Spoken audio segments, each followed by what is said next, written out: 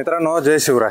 आणि आज एक नवीन वेगळा विषय आहे उद्योग व्यवसायात कुठले उद्योग व्यवसाय शेतकऱ्यांनी करावा, शेतकऱ्याच्या मुलाने करावा आणि नोकरी सोडून खरंच हा व्यवसाय पूरक आहे का, पुरतो का, त्याच्यावर कुटुंब चालतं का.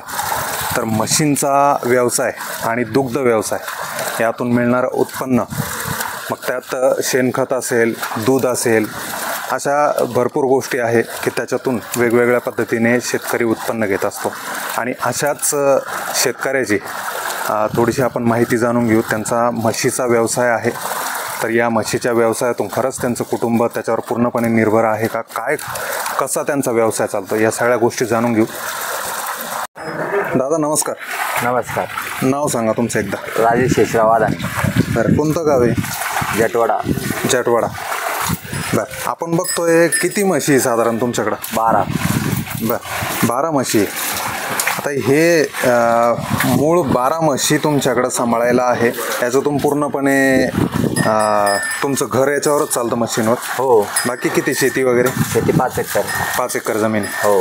मग जमिनीत काय काय उत्पन्न असतं? मक्का असते, काही ऊस असतं, काही जनावरांसाठी गवत असतं, असं लावलेलं सध्या. बरं, म्हशी कोणत्या जातीच्या आहे? हे आपल्या गावरान टाईप आहे, काही मशान आहे, काही शिंगाळ 1-2, असं अलग अलग जातीचे 4-5 प्रकारच्या म्हशी 12 आहेत होतं. बरं, तुमचं वय काय आता सध्या? वय 28. आणि शिक्षण वगैरे? मग ग्रॅज्युएशन आपले. ग्रॅज्युएशन झालेलं आहे. हो. मग नोकरी सोडून ह्या व्यवसायात का बरं? कारण की तिकडे 12,000 रुपयांनी ड्युटी करायची, महिनाभर थांबायचं. इकडे 10 दिवसामध्ये मला 50,000 रुपये. 10 दिवसात 50,000 रुपये भेटतात? कशा रीत्या, कसं नेमकं सांगा थोडक्यात. कारण की 50 लिटर दूध भरतं एका टायमाचं. 2 टायमाचं 100 लिटर झालं ते आपल्याला भाव पडतं 50-55 रुपये, कधी 60 रुपये. फाईटवर असतं ते. बरं. 9.5 रुपयाचा एक फाईट असते, ते आपलं 5-6 फाईट आले ते हिशोबाने पैसे पडतात. शहरापासून किती अंतरावर आहे तुमचं गाव? शहरापासून 14 किलोमीटर. 14 किलोमीटर अंतरावर. मग हा जो हे जे दुधाचं जे संकलन आहे सगळं, हे शहरासाठी तुम्ही तिकडं पाठवता की नाही? आपण इकडे देतो जटवाड्यामध्ये डेअरीवर, तिकडून तिकडे सप्लाय करतात डेअरीनं संभाजीनगर. किती रेट मिळतो, किती दर मिळतो एका लिटरला? 1 लिटरला इकडे जागेवर देतो 50 रुपये, कधी 45 रुपये. फाईटवर असतात, फाईट जी आली ते त्या हिशोबाने 50-55 रुपये पडतात. मग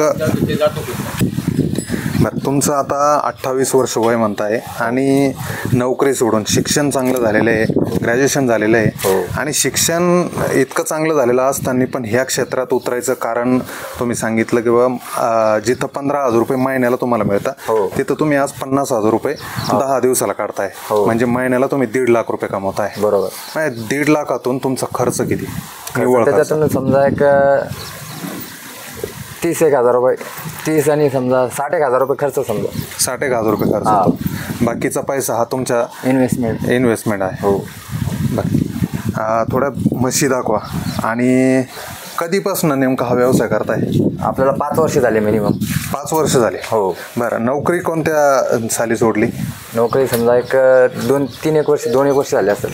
बरं, कुठल्या कंपनीत होते? व्हेराकला होतो, 3रा प्लान. व्हेराकला होते. हो. आणि किती घंट्याची ड्युटी? 8 घंटेची ड्युटी. कधी 16 तास थांबावं लागायचं, मॅनपॉवर कधी नाही आली. हां. तर मग त्यामुळे जाण्याचं ते पण होतं. आणि मग म्हटलं जाऊ दे आपण हेच करू. मग याच्यात तर घरच्यांचा सपोर्ट, घरच्यांनी असं सांगितलं नाही का बा नोकरी सोडून तू याच्यात हे करतोय बा म्हशीचा व्यवसाय करतो? सध्या पैसा मॅटर करतो, त्याच्यामुळे इकडेच लक्ष दिलं. छोटा भाऊ म्हणे का बा इकडे जाण्यापेक्षा इकडेच कर. पहिले कमी होत्या 6 म्हशी, मग नंतर ते डबल केले. किती घरात, कुटुंबात किती सदस्य? 4 जण. आई वडील आणि 2 भाऊ? हो. अजून लग्न नाही? आणखी दोघांचे लग्न बाकी? हो. मग दोघंही भाऊ म्हशीच्या व्यवसायात लक्ष घालताय? हा, शेती पण आणि म्हशीचा व्यवसाय. बरं, म्हशीसाठी रोजची दिनचर्या काय नेमकं, काय सकाळपासून संध्याकाळपर्यंत काय करावं लागतं? सकाळी 6ला उठल्यानंतर शेण फेकावं लागतं, शेण काढावं लागतं समजा. नंतर दूध काढायचं, 8 वाजता फ्री होऊन जाते. नंतर 1 तास परत चारा पाणी करायचा, 10च्या नंतर क्लोज. डायरेक्ट 4 वाजेपर्यंत, 4 वाजता परत कुटी वगैरे टाकायची. 6 ते 7 दूध काढायचं, मग नंतर डायरेक्ट क्लोज. तर डायरेक्ट मॉर्निंगला सकाळी 6ला. हे दूध काढायची पद्धत कशी, मशीनद्वारे की हाताने? हाताने पूर्णपणे. हो. मग सकाळी एका टायमाला किती दूध निघतं? सकाळी एका टायमाला निघतं. आता सध्या कमी आहे, 45-40 लिटर भरतं. आणि संध्याकाळी तेवढं? संध्याकाळी तेवढं 30 लिटर समजा. दोन्ही टायमाचं मिळून 80 ते 90 लिटर दूध निघतं. हो. बरं, पूरक आहे का हा व्यवसाय बाकीच्या व्यवसायाच्या प्रती? आता तुमच्या भागात तुम्ही शहराच्या जवळ म्हटल्याच्या नंतर इथं तुम्ही गायी पण पाळू शकता. बरोबर. मग गाईचं का नाही तुम्ही या ठिकाणी गाई नाही ठेवत. गाई गावरान गाई जे कमी दूध देत्या आणि त्या दुसऱ्या गाई ते आपल्याकडे वातावरण सहन होत नाही त्यामुळे ठेवत नाही आपण. बरं. आता त्यांना खायला पण परंपरेनुसार हा धंदा आमच्याकडे कंटिन्यू म्हणजे आमची फॅमिली पूर्ण हाच धंदा करते. सुरुवात म्हणजे अगोदरपासून. जे आमचे वडील काय करत होते? वडील पेपर मिलला कंपनीत होते. ते काही कारणास्तव बंद पडल्यामुळे त्यांनी ती सोडून दिली. मग नंतर ते घरीच होते. काही टेम्पो वगैरे होता नंतर म्हणून समजा फॅमिलीत. बरं. आपल्यासोबत काका पण आहे. काका नाव सांगा एकदा तुमचं. शेषराव विठ्ठल आदाने. बरं. आदाने काका तुमचं शहराच्या जवळ गाव आहे आणि गाईचा व्यवसाय न करता म्हशीचा व्यवसाय करताय. पेपर मिलची नोकरी सोडून तुम्ही या क्षेत्रात आहे. नेमकं कारण सांगा. कारण नोकरीमध्ये पुरत नाही. व्यवसाय म्हणजे याला घरगुती जर करणारे जर असले तर हा व्यवसाय पुरतो. बरं. तुमच्याकडे आता ह्या म्हशी कोणत्या जातीच्या म्हटले? ह्या म्हशान. याच्यात मुरा म्हशी पण जास्त वापर होतो. लोक सांभाळ करतात. मग याच्यात काय फरक आहे मुरा म्हशी आणि म्हशांमध्ये? आता आमच्या या गावा परिसरामध्ये सध्या जे म्हशान जे चालतात पहिल्यापासून आमचे वडील होते तेव्हा बी गावरान आणि मुरा शेंगा ह्याच वापरत होते. वातावरण पूरक आहे समजा त्या जनावरांना. बरं. दुधामध्ये फरक पडतो का मुरा म्हशी आणि म्हशान? नाही तर आपण त्या वापरल्या नाहीत ते सांगता नाही. पण म्हशान गावरान आणि शिंगाळ हे दूध सेम असतात. बरं. काका नोकरी कोणत्या साली सोडली तुम्ही? मी 97ला.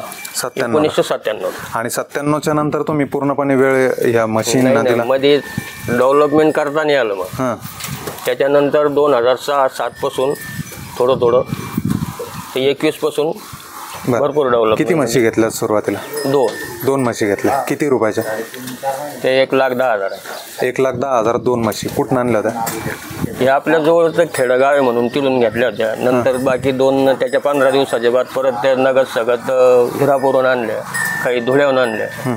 ते ताजं दूध देणाऱ्या म्हशी होत्या की? ताजं दूध देणार. बरं. त्याच्यानंतर आज तुमच्याकडं 12 ते 13 म्हशी आहे. आणि हा प्रवास आता म्हशी ज्यावेळेस तुम्ही 1,10,000च्या खरेदी केला, आज किती रक्कम होतील जेवढ्या म्हशी तुमच्याकडे आहे? किती रुपयाची विक्री जर केली तुम्ही म्हशी तर त्या ताण्या करून जर समजा इकाचे ठरले तर आज त्यात 12 ते 13 लाखाच्या म्हशी. बरं. सगळं म्हणजे 12-13 लाखाची प्रॉपर्टी तुमच्याकडे ती आहे. शेती 5 एकर जमीन आहे तुमच्याकडे. बरं. हा गोठा दाखवा थोडा. गोठा अनुदानित दिसतोय? नाही तर गोठा अनुदानित नाही. हा आपण बांधलेला आहे. बरं. मग इथं हे अनुदानाचं तुम्ही लिहून ठेवलेलं आहे मार्किंग? त्याचं घ्यायचं आहे अजून. ते अजून अनुदान आलं नाही तुम्हाला? बरं. अनुदानावर हा व्यवसाय पुरतो का? कारण शासन अनुदान देतं. दुग्ध व्यवसायाला शासन अनुदान देतं. मग गाईचा असो म्हशींचा असो त्याच्यासाठी शासन अनुदान देतं. तर त्या अनुदानावर व्यवसाय करायला पुरतो का? कारण की आजची तरुण पिढी बघितली आपण नोकरी सोडून या क्षेत्राकडे वळालेली. काळजीपूर्वक पुरतो. काळजी घेणं महत्वाची. बरोबर. वेळेवर चारा पाणी त्यांचं दूध औषधी तर पुरतो. बरं. याची चाऱ्याची साठवणूक कशी करता तुम्ही? चाऱ्याची आपल्या 15 दिवसाचा आता साठवायला असला म्हणजे परत लगेच आपल्याला 8-4 दिवस घरचा किंवा बाहेरून घेणं राहत होतं 2 दिवस पहिलेच आणून ठेवा. खरेदी करता बाहेर? तुमच्या शेतामध्ये काही चारा निघत नाही? चारा निघतो. त्याच्यासाठी चारा आम्ही घरचा ऊस लावितो. आता हे नवीन बिन्नी गवस म्हणून निघलं हे लावितो. मक्का चारा लावितो. आपली दुसरी मक्का येते पांढरी मक्का ती चाऱ्यासाठी ती वापरतो. मूळ घास वापरतो. बरं. आता ह्या मशीनना कुठं मागणी होते? नेमकं ही जात जास्त प्रमाणात कुठं आढळते? मशान जी जात आहे मशीनची ही कोणत्या भागात जास्त आढळते का आपल्याकडेच आहे? कारण की आपण बघतोय मुरा म्हशी या जास्त प्रमाणात गोठ्यावरती दिसते बऱ्याच जणांच्या. पण या म्हशी तुरळक ठिकाणी म्हणजे आता ह्या भागात आहे घोडेगाव, इकडं हिरापूर, बीड हिरापूर, बरं, खामगाव आणि काही अशा या लहानच्या मोठ्याच्या वगैरे करताय. तर ह्याच म्हशी जसं आपण बघतो तुमच्याकडे वगैरे पण आहे. आता ह्या विक्री कधी करणार तुम्ही? ह्या लागल्याच्या नंतर विक्रीचं दूध चांगलं दिलं तर आम्ही विकतच नाही. विकतच नाही? बरं. 3 वर्षाच्या बाद वगार अंगावर चांगली राहिली होती 3 वर्षाच्या बाद वगार लागत. 3 वर्षातच वगार लागते? बरं. म्हणजे दुसऱ्यांना विकून त्यात फायदा करण्यापेक्षा तुम्ही घरीच त्याला ठेवता. आज ती 20-25ला विकायची, नंतर घेत्या वेळेस ती 70-80ला घ्यायची. त्याच्यामुळे तिचा सांभाळ तुम्ही 3 वर्ष इथंच करता. काय सांगाल, तरुण पिढी किंवा शेतकरी वर्ग या दुग्ध व्यवसायाकडे वळतोय, तर काय सांगाल शेतकऱ्यांसाठी काय मेसेज द्याल एखादा? शेतकऱ्यासाठी दूध व्यवसाय म्हणजे लागणारे प्रत्येक गरीब श्रीमंत कुठलंही कुटुंब जर असतं तर दूध लागत. बरोबर. आणि त्याच्यापासून जे हे सेंद्रिय खत म्हणतो आपण, शेणखत, हे शेतीसाठी आवश्यक आणि पोषक असतं. बर. कारण शेतकऱ्यांना जर हे शेणखत विकत घेऊन जर शेतीमध्ये टाकलं तर हा खर्च वाढतो. तुम्हाला आता हा वार्षिक किती उत्पन्न देत असेल दुधातून?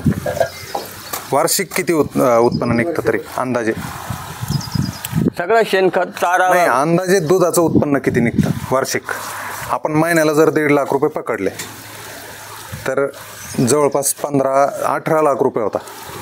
18 ते 20 लाख रुपयाचं उत्पन्न होतं का दुधातून तुम्हाला? नाही, सगळं त्याच्यामध्ये अनेक खर्च, आपला वैयक्तिक खर्च, घरगुती खर्च बी राहतो ना, ते जाऊन सनी बेनिफिट 4 ते 5 लाख रुपये राहतात. 4-5 लाख रुपये वर्षाला राहतात. मग शेतीपेक्षा हा व्यवसाय पुरतो? शेती त्याला जोडधंदा पाहिजे, शेती बी पाहिजे आणि हा बी पाहिजे. बरं. शेणखत किती निघतं तुमचं वर्षाला?